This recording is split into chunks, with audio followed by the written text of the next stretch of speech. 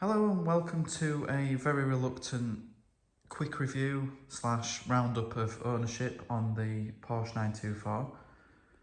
And when I say quick review, I mean quick. I've got 2 hours before it gets dark, and after today, the weather just turns to rubbish and I haven't been driving the car in the wet.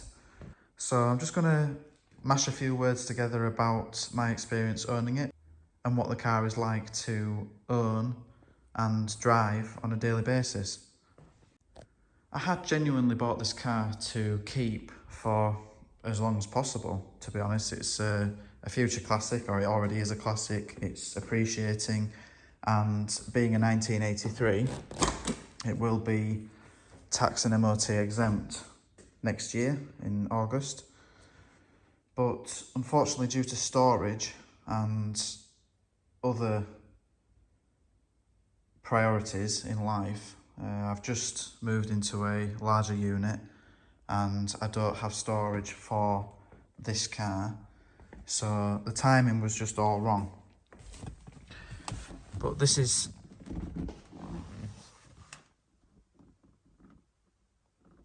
for most people, this is where you'll be starting to look for your own 924. This is the bottom end of the market in terms of desirability. It's a 2-litre auto. However, the being automatic actually makes it rarer than the standard 924. And from the top of my head, there are only 54 of these left on the road. There's more Sawn, but in comparison to the 600 plus 924 standard 924s that are on the road, this is actually much rarer. And the only variation that's rarer than this is the 924S Auto, which there are about 8 left on the road. This interior is called Porsche, and some people like it, some people don't. I do. I really do like it. They do, however, suffer with rips here. That is very common. And the dashboards crack.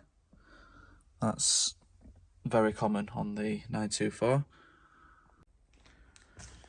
They'd make an easy pickup conversion, wouldn't they? Can't imagine the rear windows are in good supply anymore. If you smashed one of these, you're not going to get one made anymore. So you'll be relying on the spares market. The paintwork on this car does appear to be original, and it's very good in the majority of places. I mean, I was almost convinced the roof has been resprayed. Possibly it has, I'm not sure. But we are suffering with lack appeal in quite a few areas, so the bonnet and the rear of the car are quite terrible. This is a very common place for rot to start. This car has sort of stayed at a particular level because it's been garaged for the last 8 years. So there is rust on the car, but it hasn't really deteriorated because it's been kept indoors and out of the rain. And that's why this will be the last opportunity for me to drive the car today, because there's no rain forecast, but there is for basically the rest of the year. So at some point it has been treated. The sills have been done, not welded, but treated with sill guard and protected from further corrosion.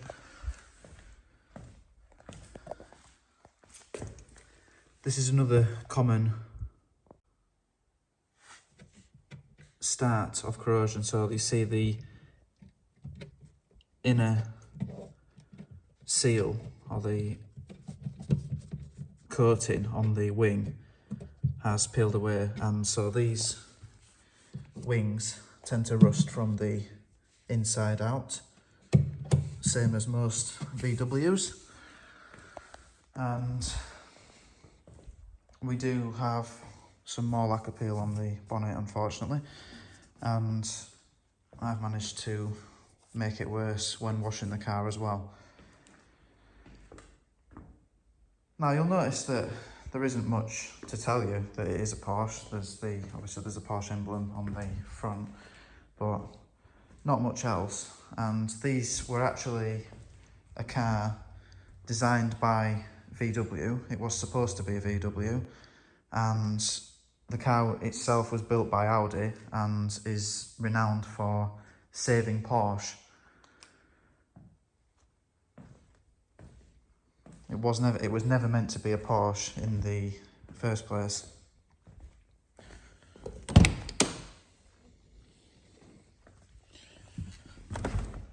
So another Porsche badge on the glove box and almost plain steering wheel.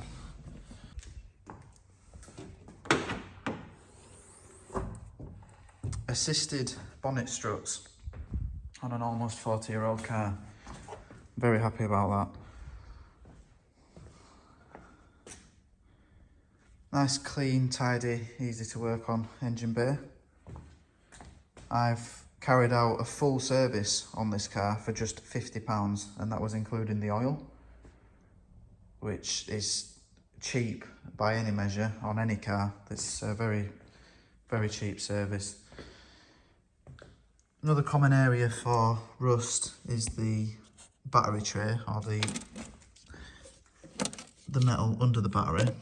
This is of course been treated at some point, so hasn't rusted through by the looks of it.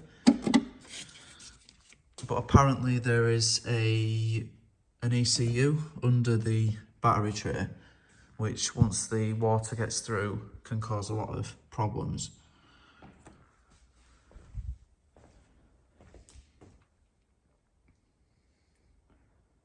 This is the 2 litre, of course there is a 2.5 which has slightly more power. This is an old VW engine, basically, 4-cylinder VW. Possibly the greatest feature of the car.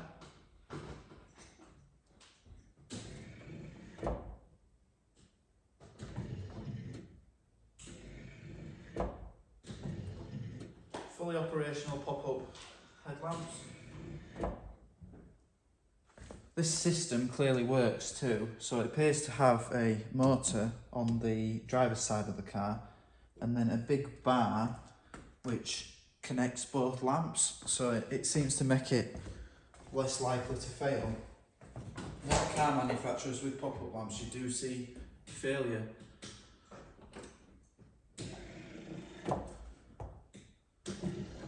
I do think it's a testament to the design that they're still working after nearly 40 years, and worth every penny when purchasing a Porsche 924. All you really need in life is pop-up headlamps. That's all you want. Something I love to see on any car is matching reverse lights. Hate cars with just one reverse light on one side of the car. Now to make it out on my final drive, last opportunity to drive the car before it gets a new owner. So a completely cold start.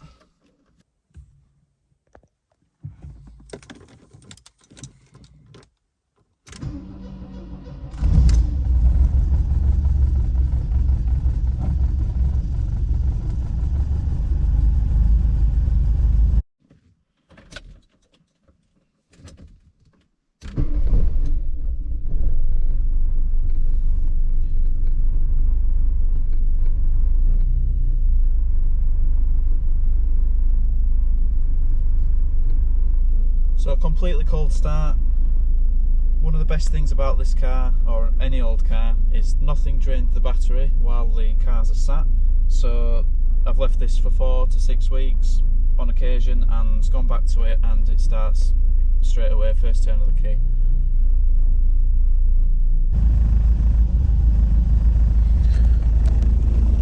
So oil pressure, that's 7 bar.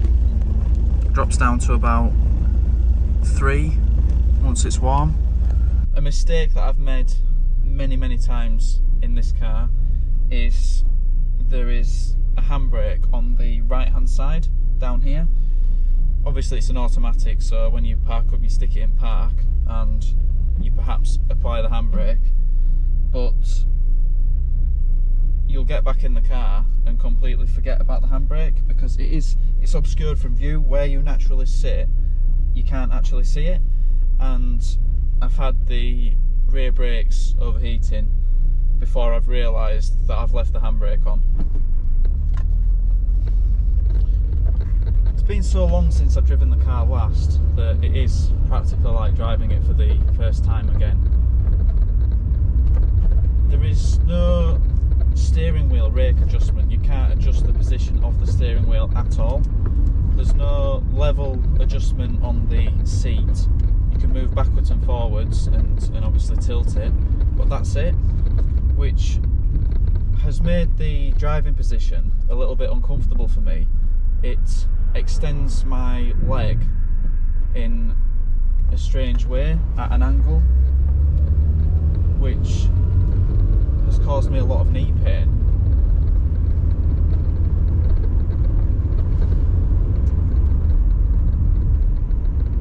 So it seems apparent that while the car's been parked, it's developed a bit of a squeak from the back seat. I don't know if you can pick that up on the camera. We have electric windows which work unbelievably, and we even have electric mirror adjustment on both mirrors, which, I mean, I might be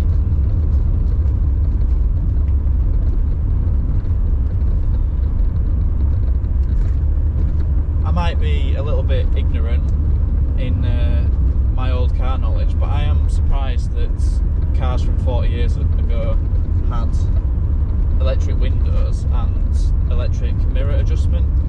But obviously I haven't had many 80s cars or any 80s cars.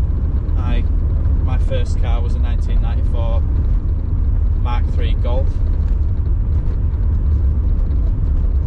But I suppose the most impressive thing is that they're still working. Now, when I realised after picking up the car that the gearbox on this is a 3-speed auto, just 3 gears, I did think that it would be terrible to drive, but it isn't actually that bad, and you would think that you wouldn't even be able to cruise on the motorway at a reasonable RPM, and you know, with only 3 gears it would just be awful.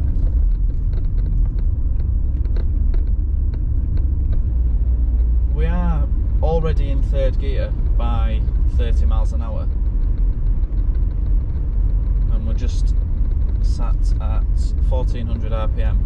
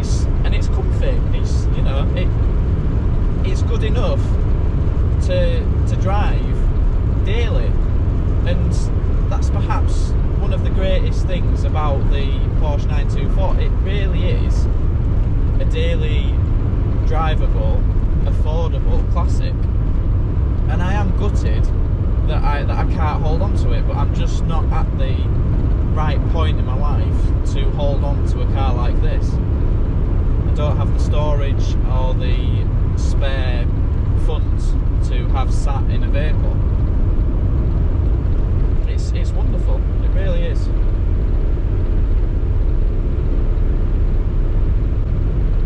I couldn't tell you how well this car's been looked after. I do have a ton of history.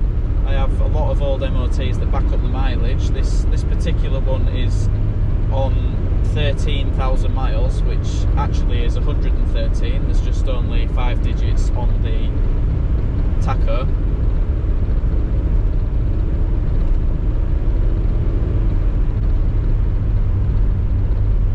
But I haven't had many things to deal with since owning the car.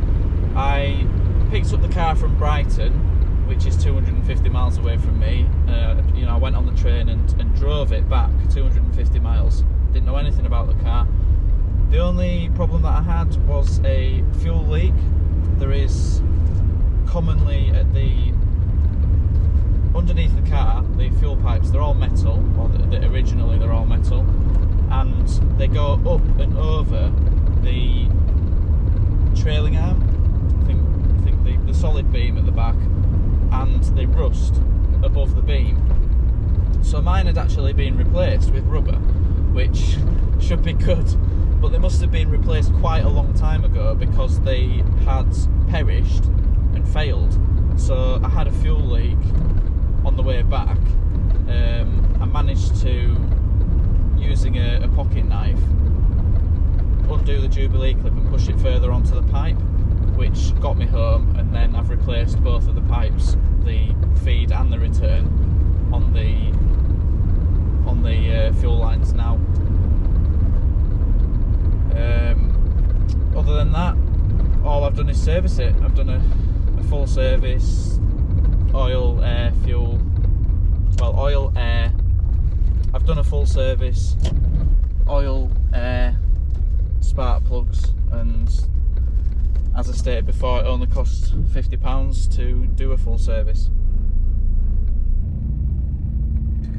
These very strange nipples on the dials that don't do anything. I'm not sure if that's a moulding blank that they've had to do in order to get them out of the mould, but they are conical, or they taper, and then they have this twisty nipple that does nothing.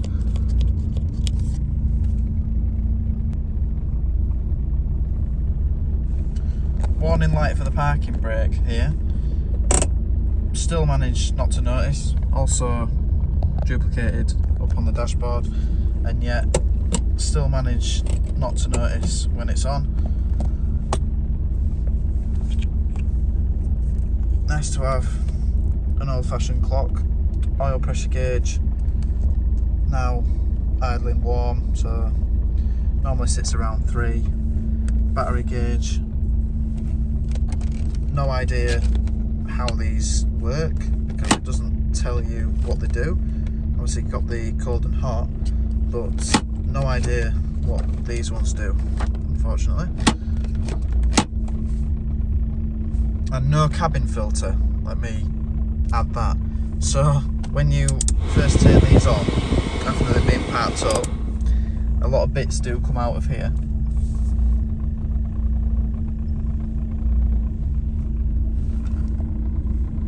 This is the switch for alternating which mirror you adjust. This is the electric mirror adjustment here.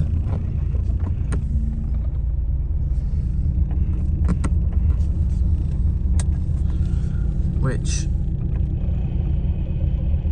as you can see, actually works. Incredible.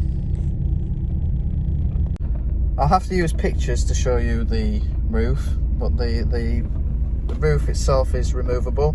It's a metal panel, so obviously it's not a sunroof, but it is completely removable with these clips here. And it does fit in the boot as long as your boot is empty. The rear seats don't originally come with seat belts as far as I'm aware. One has been fitted to this car, but I don't think that rear seat belts are standard on this.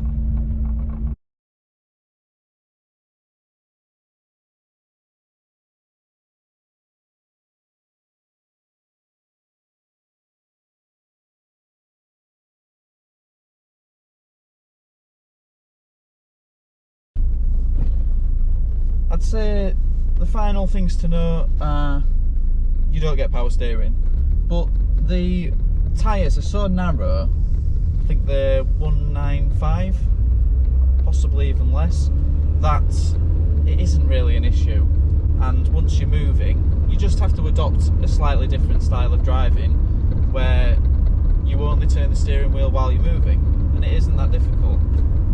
And I suppose a lot of the people that own these cars or would like to own these cars will be a bit older and will have had cars that don't have power steering. I've never had one other than this car. Citroen Saxo. I've had one other car without power steering, but that had even narrower tyres than this. I can't remember what they were, but they were tiny. You couldn't even tell they didn't have power steering.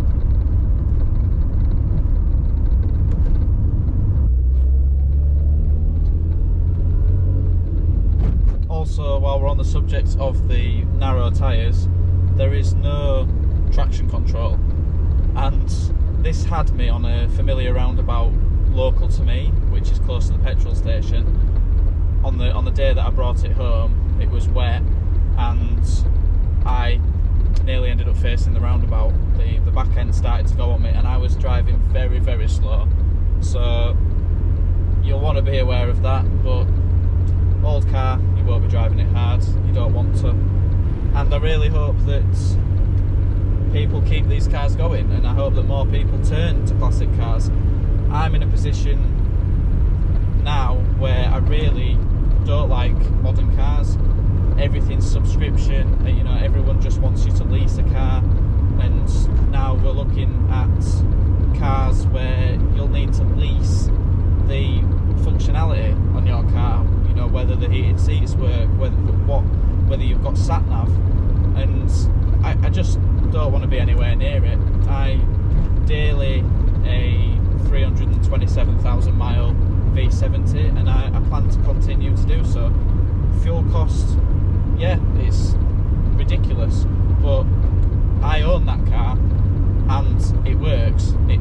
Nothing goes wrong. There is nothing to go wrong, and I think we'll find that a lot of people my age and younger will end up driving classic cars because they really shouldn't still be going. They really should. The amount of cars that are being manufactured, it's manufactured demand. The cars already exist. All the cars that we need already exist, but they are made to fail, and the demand is manufactured using scrappage schemes and all sorts of government incentives, tax incentives on electric cars. We don't need them. We don't need more cars. We need to fix things and look after them.